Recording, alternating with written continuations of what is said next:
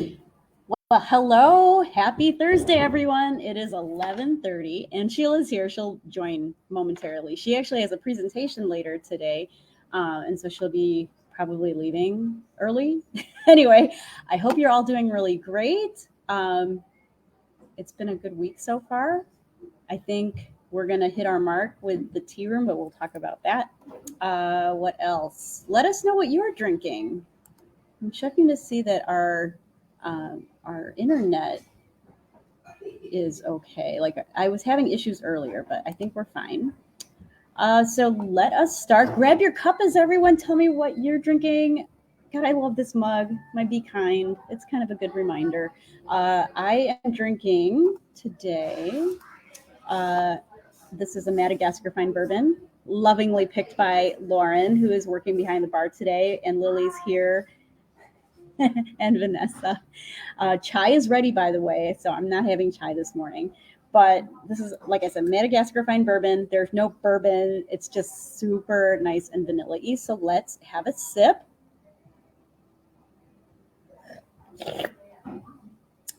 Okay, what I love about this flavored black tea is it just has a really nice, like, again, not smoky, but kind of, there's like, for me, there's like a little note of woodsiness. There's some vanilla, definitely vanilla. It's there's no like cinnamon spice. It's just really smooth. It's just smooth. I really like that. I hope you all are enjoying your morning as well. So morning, Mike, and thanks, Anne. Mango blue, Sencha, very nice, everyone. And I know I had this quote up from last week, but I thought this was really, it's just very pertinent for now. There's always something we can do to nourish our happiness and take care of ourselves. So whether that's with a little quiet time with a cup of tea, whether that is sharing a meal or a snack with a friend or having afternoon tea with a friend, that'd be great. I think those are all really good ways to nourish our happiness and take care of ourselves. So today we are gonna answer a couple of questions. There's a question regarding tea and chocolate. There's also a flowering tea question, Valentine's Day, cafe space, and all that. Oh, there's the picture I just put up. It's because Valentine's Day is coming up on Tuesday. We'll wait for Sheila to answer that. So I can answer it from my point of view. If you guys have any questions about tea in general, but we will get started. Good morning, Tamitra. Thanks for joining us, everybody. All right. Let's do this. Let's do tea and chocolate. Now, earlier this month, I'm just gonna scooch over because I feel lopsided, even though many of you may not even be watching me. All right, so here we go. Here's a question: tea with chocolate or strawberries? A question that came up. It was National Chocolate Day or Dark Chocolate Day, February 1st. Somehow on my phone, I got a notification that it was National Dark Chocolate Day. I'm like, great, perfect, because I'll let Sheila talk to you about the presentation that she's doing. But the question that came up: are there specific tea blends that go well with chocolate or go well with strawberries? It is Valentine's Day coming up, so I think chocolate and strawberries is kind of like synonymous now with celebrating. Oops, no, there it is, with celebrating Valentine's Day. But first, how I would approach this when they're saying specific tea blends that go well with chocolate, I would look at it from the chocolate perspective.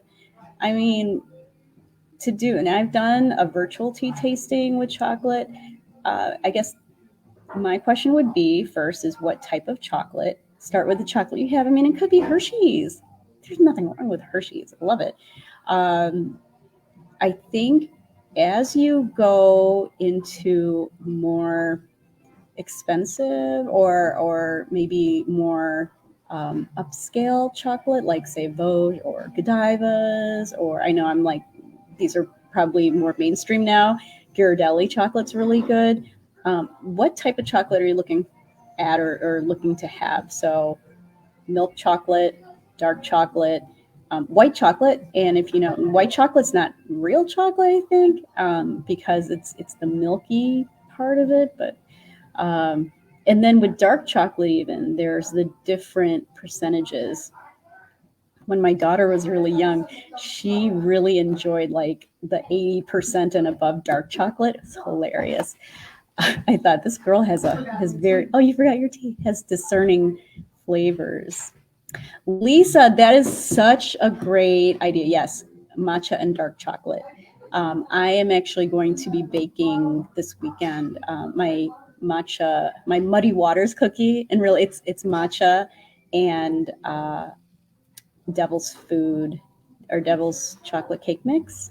So it's my cake mix cookie, and I can just put that on the website too. But if you have, basically, it's matcha, it's chocolate cake mix, a tub of Cool Whip, and an egg, and you got to let that sit in the fridge for about 20 minutes after you do your batter, and then you take it out and you form little balls, and then you roll it in powdered sugar, and they're basically crinkle cookies. And here she comes. Here she comes. Here she comes. Walking down the street.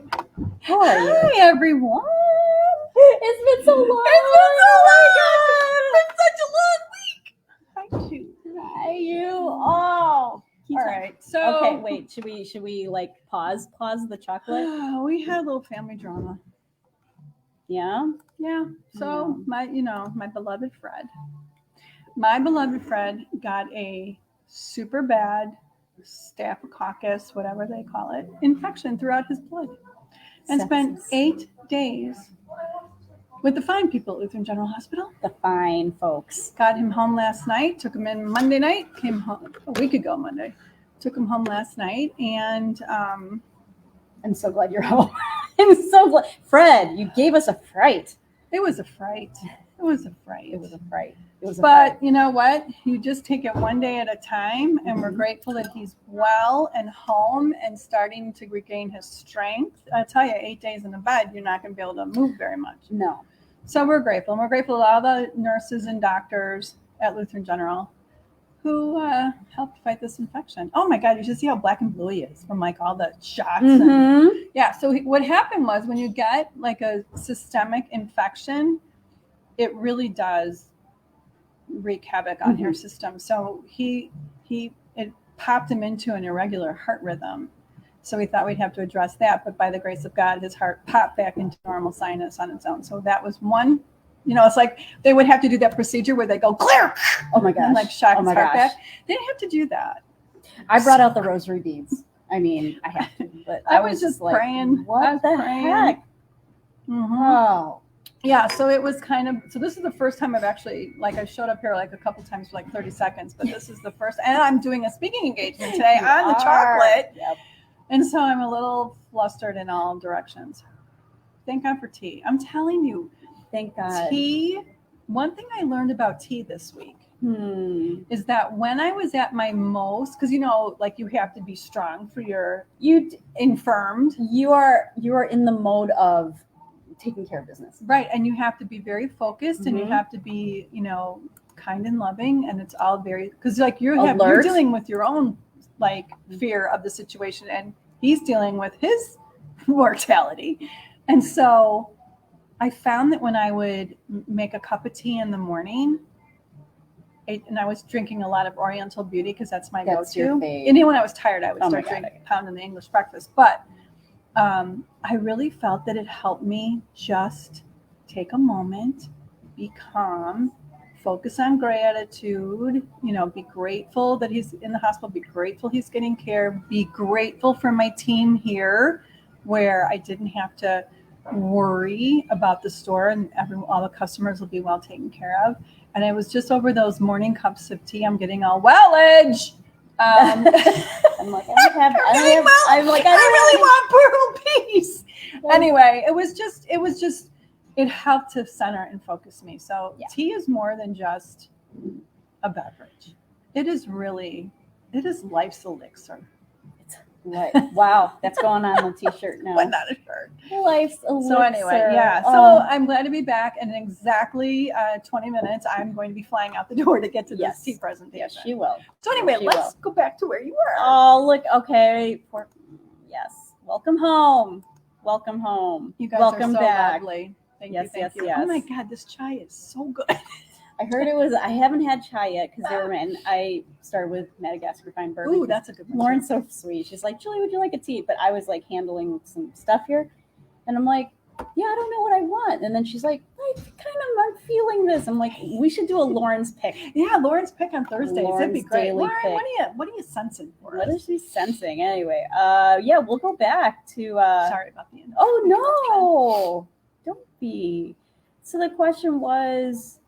Is it National Chocolate Day? So it was February 1st, but somehow I got a notification that today was National Dark Chocolate Day. Well, I'm so glad we're doing dark chocolate at my tasting. But I don't know. I have conflicting dates. Yeah.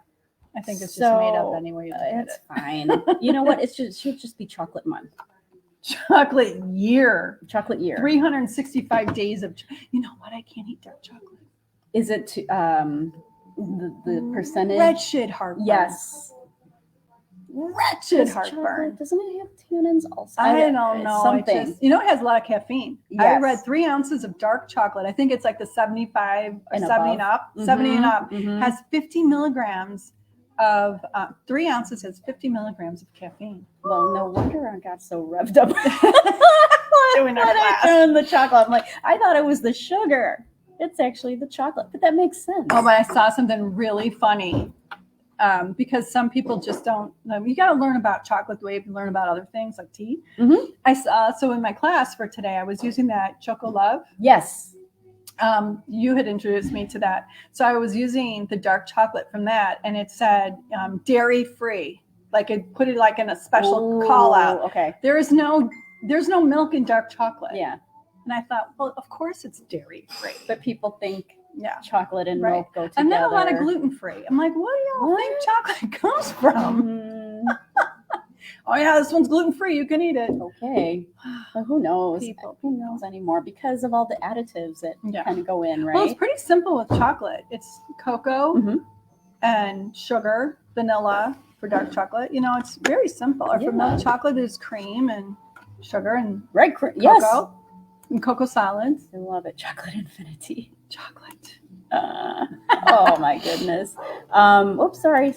And I love your really curtain call and rose marzipan with chocolate. So the question being, are there specific tea blends that go well with chocolate? And I said, I think maybe start with the chocolate because there are so many different types, and then there are also different types of tea. So it's like kind of tastes in the eye. So are you talking about chocolate tea or eating chocolate I think with it's tea? Eating, yeah. And then because the other part of the question was with strawberries also. Like, because I think there's like a chocolate strawberry thing. Yeah, that's like our Te Amo. And then raspberry and chocolate, like a raspberry black tea with a milk chocolate or even a dark chocolate. That's a nice pairing. Mm-hmm. Oh, for sure. I mean, so I brought up this lovely pictures from our friends at Tea Time Magazine, and I feel like, Do you know where they're going? Mm-hmm. They're going to Scotland. Are you going to Mitra? They're going to Scotland. I think it's in May. Are you serious? I want to go so badly. Oh my heavens! I'm going to hang out with my best friend Jane Pettigrew. I don't know if she's going on that one, but I just got the email that I want to go so badly. But we might have a tea room running by then, so who knows where I'll be going. Well, and maybe people will come here. Maybe the tea rock stars will come here. We'll see. Back to the question at hand: tea with strawberries. I mean, you could just up the strawberry taste with a tea that has strawberry in it. They're really But I like to contrast. Yeah, the contrast I think is what's either a really nice compliment or a contrast. Like for instance, if you drink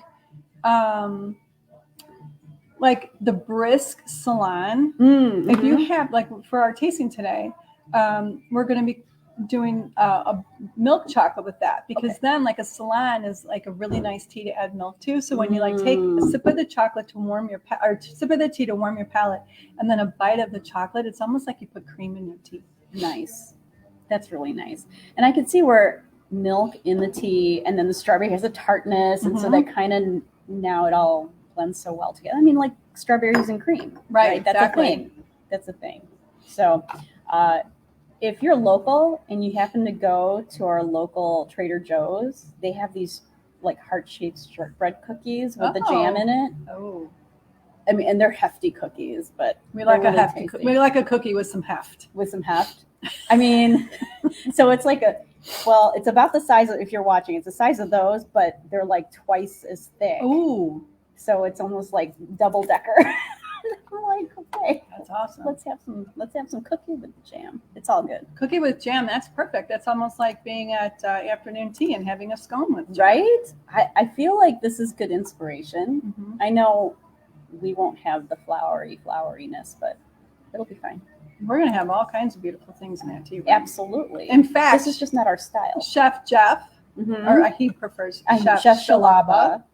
Chef Sheila brought over one night his a test batch of his scones. Or do you say scone? Scone. I can't say scone. It just doesn't roll off easily. Yeah. Anyway, I think Jeff and I need to have a scone baking contest. But I gave him my recipes. I would love to join. Yeah, as soon as we get our kitchen up, which is soon, we should do a scone baking contest. His were like, I gave him the instructions. I said I want perfectly round, so we're not doing any triangular scones. That's just not my thing for afternoon tea. They will be round, cut scones that have to be dense, and they have to be not real sweet. Like if you love our scones that we got from our beloved House of Cakes, they're much sweeter. When you have afternoon tea, the scone should be more dense and not sweet, because you're going to leave room for your Devonshire cream and your jam or your lemon curd. Yeah. They should be a little more dense. So I gave him all these instructions, and he comes over with a plate. Now, this is how this is how I'm awful dying I am. Already. So he brought over, I don't know, probably a half a dozen. And I was going to have one, save one for Fred, and then bring the rest here. So we could do a taste. Took them down. Oh, wow. And I'm like, my husband's so sick. I'm like, you're eating your feelings? Oh my God. And I didn't have any Devonshire cream, and I didn't have any lemon curd. And I thought, so he made them with, I want to say, a tart cherry and a chocolate chip. And what he did well, I'm done. He didn't overload them. You don't want to, like, you only want like a one little chocolate chip and a bite and a little of the sour cherry to cut. They were so delicious. I'm like, so well balanced. I gotta have a throwdown with him on scones. Well done, Chef Sheila. So well good. Done. And they were so good too that I was imagining putting you could still get away with Devonshire cream and like lemon curd, or if we made those in the store, do like a cherry, some kind of a cherry compote. Absolutely. Or cherry jam. Oh my gosh. I ate them my all. mouth is watering now. My mouth is watering. I didn't even save one for the patient. It's fine. Going to hell. He doesn't know. It's okay. Anyway, I think that would be a delicious, that's going to be a delicious scone. So I guess that's on the menu. If you have a favorite scone or scone recipe, please share it with us so that we can test it out and perhaps put it on our menu and give you credit for it. We'll give you all the credit. All right. Next question before you have to leave. Okay. And I have a picture to go with. So the question was, flowering teas, like, are they just for show? Okay. So I have a story about this. Oh. Okay. So flowering teas, they are beautiful. Look at that. Beautiful, beautiful. It takes about 7 to 10 minutes to get it from that looks like a little nut. And they're usually hand tied by a very talented tea flower maker. It takes about 10 minutes for them to open and reveal their beauty. Imagine steeping your tea for 10 minutes. Herbal, you could. I mean, I guess. But those are like white tea leaves. You know, they're mostly like white tea leaves in there, and the flowers. Oh, in the flower. Okay. So originally, if you were a family in China and your daughter was getting married, the dad would go to the local tea flower maker and would say, "My daughter's getting married, and I would like to get some of your flowering teas. And then they would put them in a giant bowl or like an aquarium type of, like a glass. Okay. Right. And then they would bloom. And it was like, I like a centerpiece or a celebration of the daughter's wedding. So originally they weren't made for drinking. They were made for observing and appreciating the talent of the tea master who tied them up like that. So art, totally art. But then a company came along and thought, I bet we could not only sell these, we could sell them with a teapot. We're going to make bank on this. So great. The problem is, when I first started, I wanted to bring some in to be kind of, because it's hip and they're beautiful. And then I started sampling them. And they were just not wall worthy. Okay. They were either like bitter, or the flowers that they used, with the exception of jasmine, were bitter. I just couldn't find one that I was proud to sell, because I didn't want to sell the whole kit and caboodle.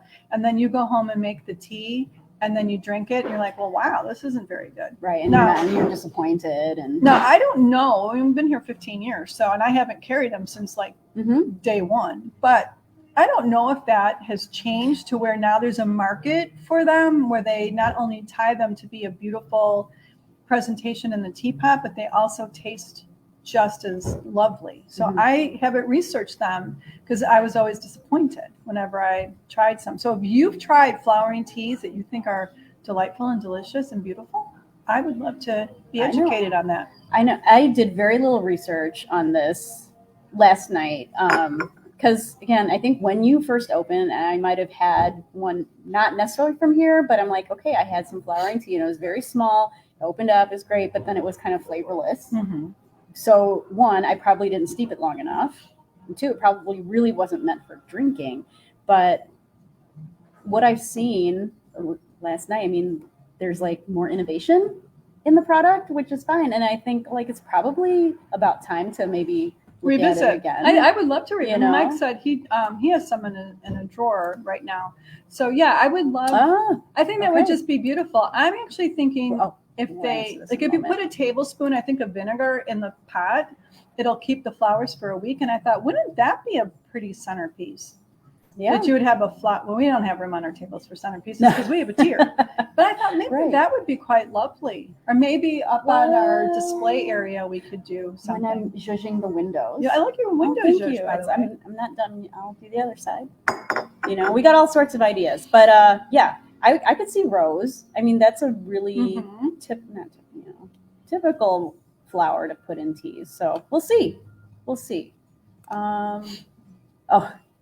I love that they're having this side conversation. Tea time mag. Yeah, no, that's so great. Oh. Okay, so I have my contacts in, and they're a little wonky. Oh, I haven't seen you wear contacts in a long time. Yeah, we're trying to bring it back here. Okay. Lisa, you could share your scone recipes via email, or if you want to DM us, it's cool. Slide into the DMs. Is that a saying? Yeah. I'm hip now. You're hip. Just slide into the DM. Back to the chocolate and tea conversation. Chocolate covered strawberries, black tea. Tamitra, I think that is delicious. I would do chocolate covered strawberries and Union black tea, because I like that earthy against the tart. Oh, yum. I think just earthy. Or even a pour. Well, because the comment about matcha and chocolate, because that earthiness. That is good combo. Goes so well. Like, that's our Muddy Waters. That is so good. But you can't overdo the chocolate. That's the thing I think where people really take a misstep is it's like have a little tea with your chocolate. No, it's got to be a balance. Like when I was at the World Tea Expo, probably in the early 90s, they were just starting to start sampling chocolate teas all over the place, and it was like all chocolate. Wow. But when you found some that cut it back, where you had the flavor of the tea enhanced with the chocolate, then it was like gold. Like our cocoa cha. Yeah, is one of those that's just a good balance. Absolutely. I mean, and that's right. That's part of the whole thing with foodiness. You have to balance everything, right? Gotta ban your foodiness. Anne asked, and this is why this is up on the screen. She'd like to subscribe to a tea magazine, and I was going to say Tea Time magazine would be lovely. In fact, I just had that up myself. Oh, I'm a subscriber. You are? I've been a subscriber You've got for years. the digital, right? I did, but however, I did reach out with the impending tea room opening. I did reach out to them to find if I could get like multiple copies to have here in the tea room so people could pick one up here. Yeah. So, yay. I'll get the print version for in the store. That. I love that. I love Tea Time Magazine. Any other questions? Just saying. Okay, so scones. So yes, email is great, and I'll put those up. And this is that my dog? It is. I love my dog. Second. The cafe space. We're still on weekends only. So we're just so much closer. We're so close, guys. In fact, I got a text message from the architect, John, this morning, who said that it's Paul, who's over next. Paul, we should have you on our live show, our carpenter Paul. He's like, no. It's like, no. He's like, I just build things. He mentioned to the architect that it's time that we bring in the company that we are going to hire to do the deep clean. We're there. That means sawing's done. Deep clean. Yeah. So then once that's done, so here's where we're at. So we just have a door to finish that goes to the kitchen. Okay. And then we have the deep clean. We have the paint. Then we have the floors. And then we have to wait for all the equipment to show up and all the tables and chairs and all the light fixtures. We're dealing with supply chain. Yep. And so, but we're hoping, like I've got emails out to everybody every day. Hi, Sheila here, just following up again. And have any idea when my furniture's coming? Good for you. Good project management. Day. Oh, and then to be honest, I'm telling lies. Oh, don't judge. I'm saying, we put in an order. They're not watching this. Putting in order, we had our refrigerator's too high for where it's going, so we have to get small, like 3-inch instead of 4-inch casters. Oh, right. Them like 4 weeks ago. So I wrote and I said, our kitchen inspection is next Friday. Do you have any? Can you tell me if we're gonna make it? Yeah. It's bad. I'll get the guy in touch with you right away. Good. I've had people forget me. You kind of have to light fires under their butts. Yeah, I'm trying to get the plumbers back to install all the fixtures. I'm like, hey, bud, you know that toilet I ordered? I saw when I was here on Monday. I saw the truck, and I'm like, ooh, what'd you deliver? I'm like, toilet. I'm like, all right, cool. Pretty bathroom's almost done. So anyway, I'm still not sure we're going to make our March 18th deadline for opening because we still have to wait for furniture and then we have to wait for inspections. But we are so much closer. We're so close. It will be spring. All right. Well, we had a customer come in. She's a regular, Julia from Cuppa Tea Leaves. That's her Instagram account. Go visit her. Julia, yeah. I love her. She is, and her son Miles is my boyfriend. They are just the sweetest family. And she had asked, and she's like, "Are we still hoping for spring?" I mean, everyone's just so excited. We're going to have to do a lottery for the first reservations. Oops.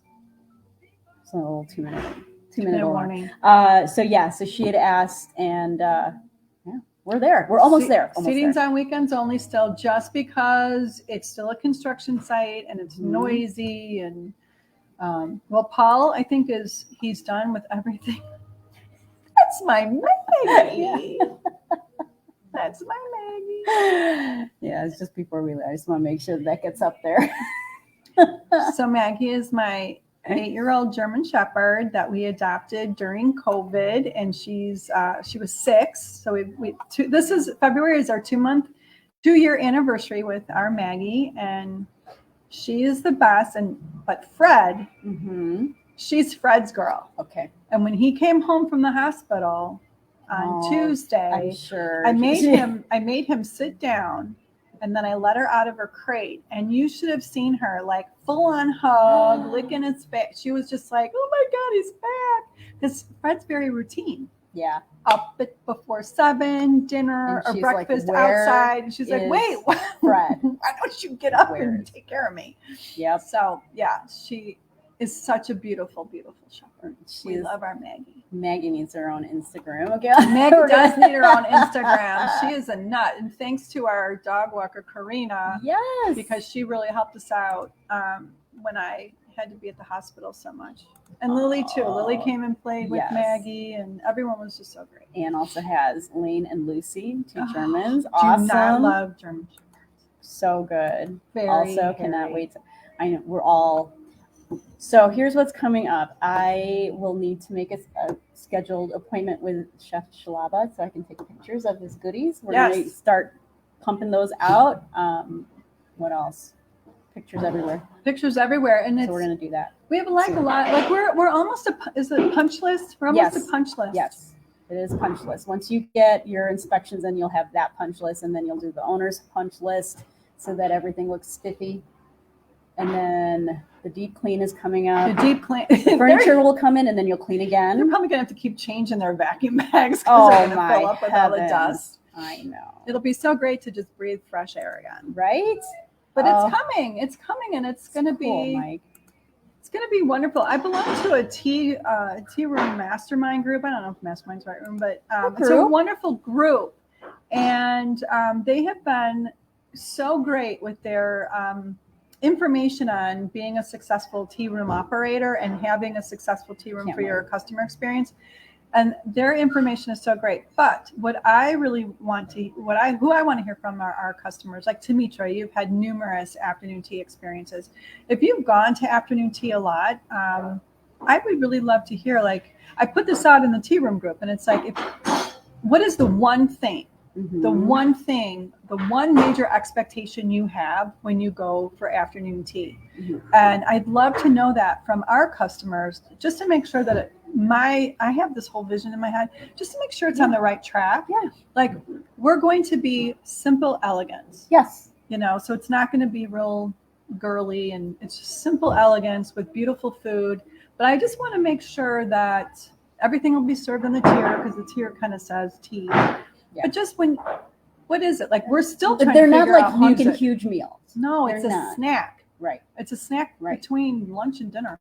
So you won't, like, you're not going to come here and think you're having dinner or lunch. It's just a snack. Look at this. We'll come back to the doggy bones. That's so cute.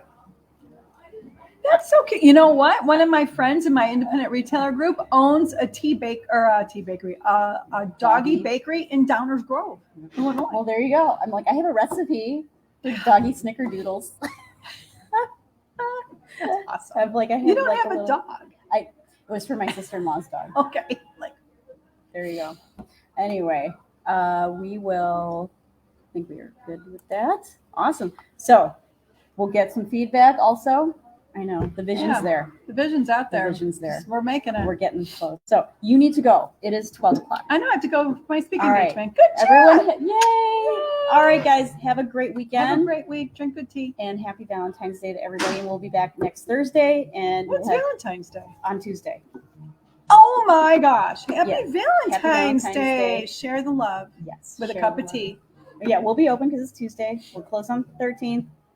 Chai next Thursday. We are 1 month to the end of the chai season. So note. All right, guys. Talk to you later. Have a great week. Bye. Thanks for joining us.